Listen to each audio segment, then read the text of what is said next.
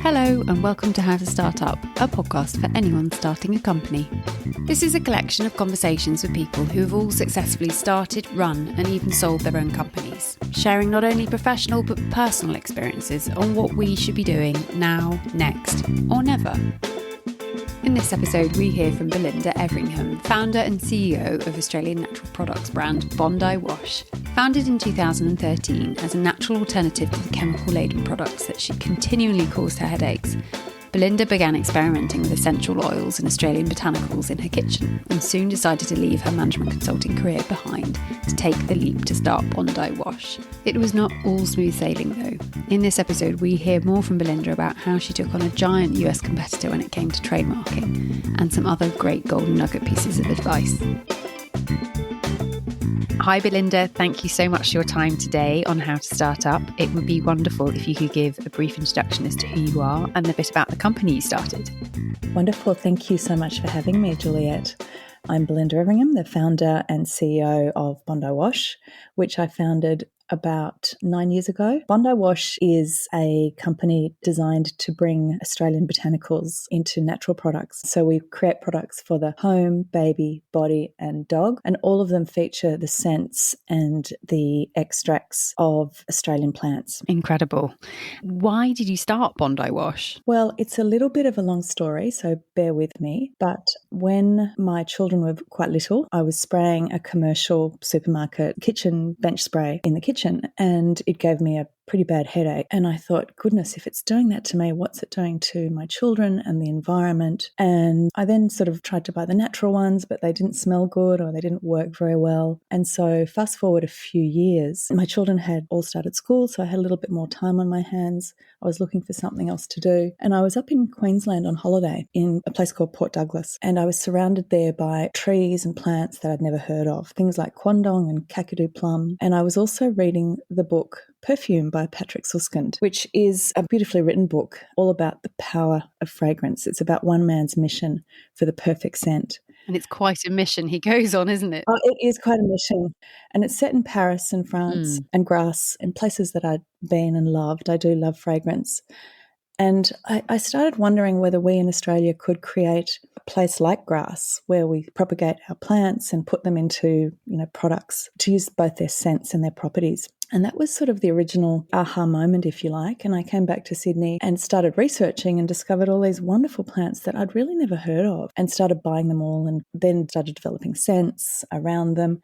So they weren't just the usual tea tree and eucalyptus that a lot of people have heard of, but they were things like lemon-scented tea tree or Tasmanian pepper or eucalyptus peppermint that I bought, and they're just a little bit more beautiful and a little bit more unusual. And I started putting them together with other scents to create beautiful perfumes. As a business owner, when you're juggling so many things, how do you manage to do all the different things at all the different times? It's a great question. And I think sometimes I do it better than others. Right now, I feel a little bit overwhelmed with all the things that I've taken on. I think one of the things I do is I do everything with my full attention. So even though I might have a very, very long to-do list, and I've learnt to do this over time, instead of trying to do a million things at once, I really try and focus on the task at hand, whatever that might be. And it might be just chatting to a neighbour, but I think it's probably the sort of cliched mindfulness. But in every situation, I'm fully there. And what that means is that some things slip down the to-do list, but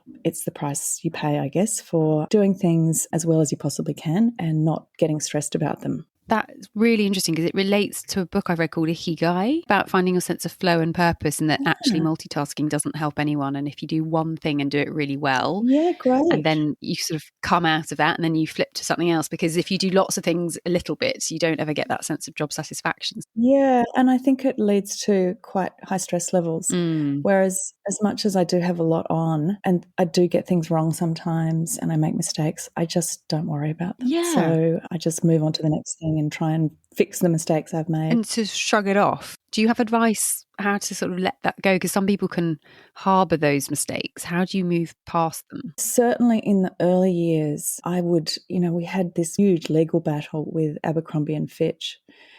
And I remember when that first happened, they had the trademark Bondi Beach in the categories of products that we owned. So we're blocking our trademark in a number of markets and not behaving particularly nicely through their lawyers. And that really distressed me. And I did lose a little bit of sleep over that. But I suppose as time goes on and you have more and more of those experiences and disappointments and frustrations, you just learn to let it go and you realise, because we came through that and in the end it wasn't a complete disaster, but it was just about getting through it. So I think that's probably the lesson I've learned through hardship. And the other thing that I would say is that often in situations where things just seem dire, there is a silver lining. So if, for example, the graphic designer that I was working with is slow and hasn't done a great job and things are not going as fast as I would have liked, then all of a sudden you realise the packaging wouldn't have been perfect if we'd released it back then. So the time that's taken, which was frustrating originally, has actually led to a better product. So just looking for the silver lining. Everyone says you really do learn by your mistakes and you learn them fast. Lots of people don't realise that when you start a business, it's not all sunshine and rainbows. And some things can come out of nowhere that can floor you and potentially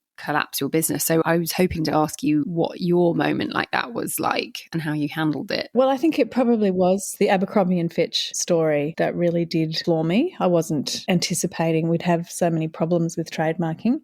I'd done research. I'd spent a lot of time actually thinking through the brand name and checking trademarks to make sure it was available in various countries because I knew that we wanted to sell globally. I wanted a name that said Australia in sort of a modern way. I live in Bondi, so it sort of had some authenticity. But yeah, I did the homework, but I just didn't recognise that Bondi is actually not that well known globally. That's so interesting. I think because we grew up in the UK with Home and Away and Neighbours, but perhaps maybe in the States it wasn't so well known. I think that's exactly right. And even in Europe, people refer to our brand as Bondi. They don't add the wash. And across Asia, it's Bondi. So people haven't really heard of Bondi. So it's been an interesting journey, but the trademarking battle was something that really made me feel a bit physically ill when it started. Knowing that I was going into battle with a huge company like Abercrombie and Fitch was not something that I really wanted to face. And I did lose sleep over it. You know, I don't lose sleep anymore over most things because I've seen so many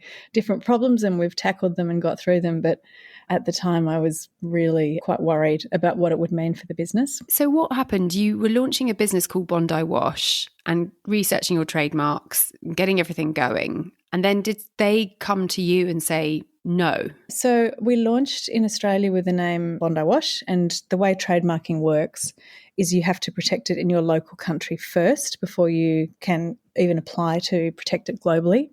So we did that, and that wasn't a problem. With the help of a law firm, I applied for global trademarks and then also in the US. Then we got the response from the US PTO, the Patents and Trademarks Authority, that we couldn't have it. It was refused. A provisional refusal is what it's called, because Abercrombie and Fitch owned the brand name Bondi Beach in the categories that we were applying. So they probably just like 2 years before we put in our application, they'd put in an application for a brand name called Bondi Beach, and they had various sort of variations of it as well. And so that then prevented us from having Bondi Wash because the USPTO thought it was too similar. So then we put in an application because their brand name was not successful. So they'd launched this range, it hadn't worked, and they weren't selling anything using this brand name Bondi Beach. So we applied for it to be granted to us on the basis that they were not using it, and they fought it really hard. So it was quite stressful actually at the time because I was paying significant legal fees both here in Australia with our local lawyers and with US lawyers. I thought, okay, let's see what I can do. Contacted Abercrombie and Fitch via LinkedIn. I contacted their legal team and they just referred me to their lawyers. They didn't want to deal with me directly at all. Their lawyers were a company called Jones Day, very big, well-known legal firm. So we were back dealing lawyer to lawyer. The lawyers won't deal with me directly. They will only deal with other lawyers. And then I also thought, okay, well, I might contact the USPTO to just explain the situation to them because they obviously are not aware that Bondi is quite a well-known place in Australia. And so I found the woman who had made this judgment and spoke to her. And I told her the whole story and I said, we're a genuine business based in this place called Bondi. And spoke to her at length, explaining what the situation. And then a couple of months later, she made a decision against us again. It didn't work at all. She really didn't care that we were a genuine Australian business in this place called Bondi. And then we had to negotiate. Legal fees kept mounting up, and it was over the course of a number of years that this was negotiated with Abercrombie and Fitch. And I did an interview with a journalist, and I just mentioned it in passing. And then I said, you should probably not mention that, actually, because I didn't want it to go public. I think she told somebody else, and they contacted me, someone within the ABC, which is Australia's national broadcaster, contacted me and said, we've heard about this story. It doesn't seem right. We want to do an interview with you. And at this point, it was probably 2 years down the track, and we'd just got to the point of signing an agreement with Abercrombie and Fitch. It was almost signed. And I really did not want the story to go public because they'd behaved pretty aggressively throughout the whole process. And I thought, if they hear that this has gone public, this is national news, they'll blame me and that the agreement might be defunct. Had you got to a point where you were able to use the word Bondi in these states? You have to apply for a trademark in certain product categories. So they had the trademark in body lotions and body washes, and we couldn't have that trademark in those product categories, but we could have the trademark in dog wash and cleaning products and that kind of thing. So that was the agreement that we had come to. And it was not perfect, but it gives us some protection across a range of our products, not the entire range. Yeah. So not ideal, but still better than no trademark at all in the US. Anyway, the journalist called. I said, no, I really would prefer you not to run this story because it could jeopardise our whole agreement. And he kept harassing me, wanting to do an interview, wanting to sort of do anything. And I just said, no.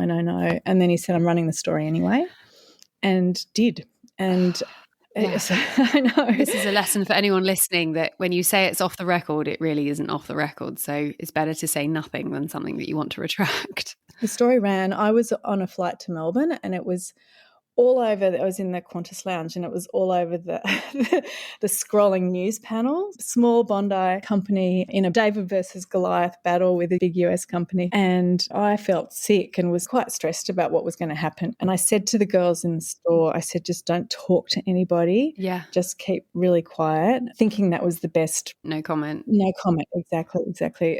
Which they did. So I was in transit for most of the day, and then found out subsequently that all these journalists were coming to the store with film cameras and with microphones, and the Trade Minister's office was calling and the local mayor's office was calling, but the staff in the store had just said no comment, so didn't really speak to anybody, which I think at the time was probably the best response in this situation, just because of where we're at with the negotiation. It then became a big news story. This became the second or third segment on the national news that evening. And they'd interviewed all these people in Bondi, they'd interviewed the local mayor. And they were all supporting you, I presume. Yeah, so they interviewed a lot of people on the street, and people couldn't believe that a big US company could own the phrase Bondi Beach. And it really is quite surprising. Yeah. It's not theirs to own.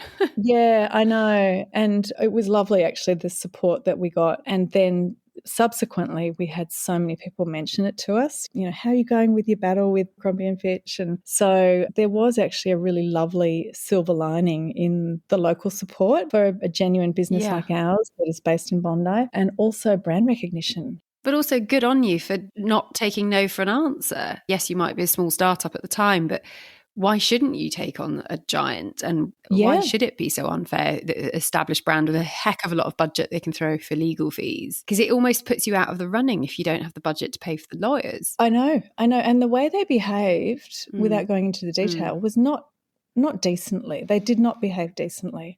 They knew the story. It was not a good example of corporate behaviour. What was the outcome once the story had gone out nationally? Eventually, they issued a public statement, because I think they were getting calls from our trade minister, from the Waverley Council mayor, about how can you, as a US company, own the name of our famous beach. And so they issued a public statement saying, we are not preventing Bondi Wash from selling any of its product in any market. So to me, I took that as a sign that they were not going to fight. If we did end up selling our body washes in the US, you know, they weren't going to make issue of it. So it ended up being quite a good outcome. We spent a lot of money on legal fees, but the result was quite positive, actually. Lovely to know that your local community backs you and wants to see you succeed. And as you said, I mean, purely from a business perspective, that marketing and PR element, that word of mouth, being on the national news cannot hurt your brand at all, which, as you said, a silver lining to those things. I think what I'm learning is that any sort of negative thing that comes through the business, you either learn something great from it or it will come back around in a positive later on, but you just might not know how. And given that you are now a very tried and tested entrepreneur, what does success look like for you? I think to the outside world, success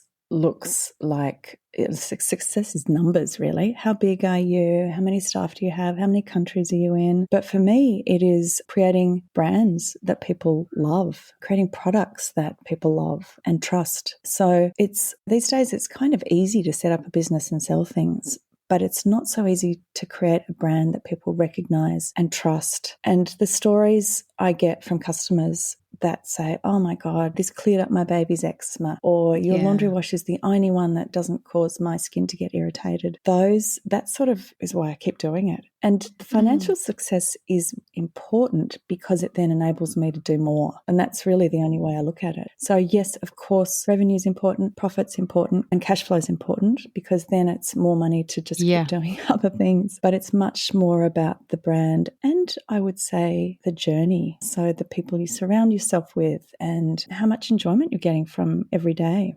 And a lot of guests have talked about the weight of responsibility that arrives when you start a company. And I remember the 5 minutes it took on Companies House to register mine. And suddenly I had company director duties. I was like, what have I done?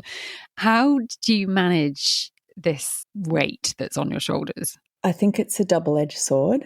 So my background was management consulting, where we were just advising other people on what to do. And I loved sort of the intellectual side of that, but you're never, ever actioning the recommendations. So this is vastly different, obviously. Every decision you make is on your shoulders, and it's quite empowering, but it's also quite frightening. I now love it because you've got full accountability, so I can't blame anybody else. If things go wrong, it's all on my shoulders. But the flip side is, if things go right, you feel a sense of satisfaction that it's your decisions that have led down this path. Is there anything that, if you could go back and have your time again, would you not do?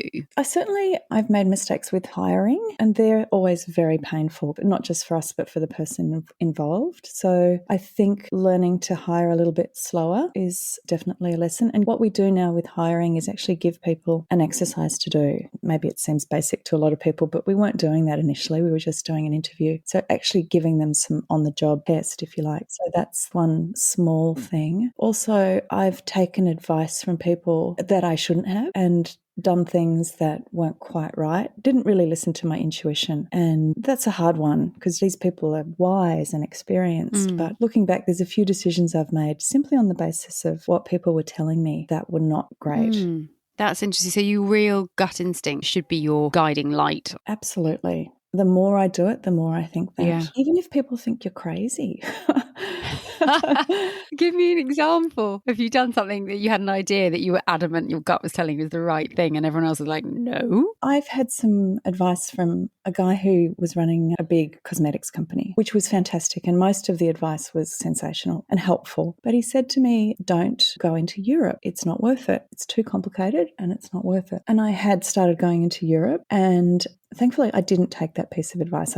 I kept going with Europe, and Europe's a fantastic market for us now. One of the reasons I did go into Europe was because of the prestige value, particularly in France and Italy, because we sell a lot into Asia. Having a European presence actually gives you a lot of kudos in the other Asian markets. So I kept going with it. It's definitely been hard, but it's been very, very worth it. Given that this podcast is all about sharing advice, what was the best piece of advice given to you when you started? And does it still hold true today? I had a guy who was running a big fashion company at the time tell me that different parts of the business will need your attention at different times. And that seems just like an obvious thing, but it's actually something that is quite helpful. So at any given point in time, something will be in crisis. In 2016, it was our warehouse. So I spent a lot of time just focusing on getting that right. and it's really paid off in spades. At the beginning of COVID, we took the time to invest in inventory management systems, which was painful. But now there's no way we could be doing what we're doing if we hadn't spent those months getting that system up and running. Whether it's supply chain or marketing or staffing, there's always something that needs a lot of your attention, and it goes in waves. So that was actually quite helpful advice in terms of how you run the business and focus your time. And who do you listen to now for feedback? These days, I listen to anybody and everybody. If anybody is willing to give me criticism or feedback, I'm always immensely grateful. Even if it's painful feedback, whether it's about a product that they don't like, I'm just grateful. People are so polite. So if they're actually willing to say something that is negative, I'm grateful. I also use my children actually as a sounding board because they tend to have no filter and can be pretty harsh. So they often give me wonderful negative feedback, which I really am grateful for. And then what would you say is the most surprising thing that you've learned about yourself since becoming your own boss? I'd never really managed big teams before. So now we've got 17 people across the world. And one of the things I've discovered is that I love seeing people develop and grow. So, taking people who've had no business experience and seeing them blossom has just been the most rewarding thing. So I take quite a lot of pride in that. And it's something that I'd never really done before. Our European brand manager, for example, started working at Jigsaw, the fashion chain, and she started with us here in Sydney. And then when she moved back to Europe, I said, why don't you manage our brand there? This is when it was first starting. And she's done the most amazing job and now manages the whole continent. Wow. So that's an example of someone who's just developed and grown so much with our nurturing and support. And what do you enjoy the most about being self-employed? I enjoy the freedom. And the least? The relentlessness. Of course, that relentlessness. What did you learn about pricing your product throughout this last few years? Get it right to start with, I would say, because it's quite hard to change your pricing. It's quite a strategic decision as well, how you price yourself. But we do a bit of a triangulation exercise. So we start off with seeing what the market would pay, where we want to position ourselves in the market, and then we look at the cost of the product. And if the margin doesn't work, then we either review the formulation to try and get it more affordable, or sometimes we'll accept a smaller margin. If it's a strategic product, like our dishwash, for example, is quite expensive to produce, but we couldn't really charge the normal margin on that because nobody would buy it at $50 a bottle, say. But generally speaking, we sort of aim for consistent margins and we think strategically as well about where the price sits in the market. And then in terms of efficiencies, are there some strategies or processes or systems that you've got that really help you managing all the hats and all the time that seems to disappear every day? Yeah, definitely. One thing I do, which I don't know many people do, is I try and avoid meetings. Meetings tend to take up a lot of time. And as a founder as well, I take up a lot of creativity. So where possible, I completely avoid meetings or do them relatively quickly possible. I know that doesn't sound very practical, but I really try and have my week almost blank if I possibly can. Oh, I'm so jealous. I've tried to have a 2 meeting a day cap rule. It's definitely not working right now, but I feel like you can never actually do any of the do if you're constantly in a meeting. You can't, and it's really important. And I think especially in a creative business, you need freedom to be creative, and meetings just drain and just that. to think things through as well, because you need to sit with something for a while and really dedicate some time, and it doesn't have to be at a laptop either. No, that's exactly right. The other thing is technology, because I think technology managed well really saves you a lot of time. Oh, the other thing I thought about is when I was in consulting, we generally had a massive workload. So a lot of times people spoke about the 80-20 rule, or it's called the Pareto principle, where you focus 80% of your energy on the 20% of the most important things. So it's a really simple rule, but it just focuses you on what's important. All the other things, yes, you've got to get them done, but if they're not fundamental, they just keep dropping down the to-do list. Yeah, that's amazing.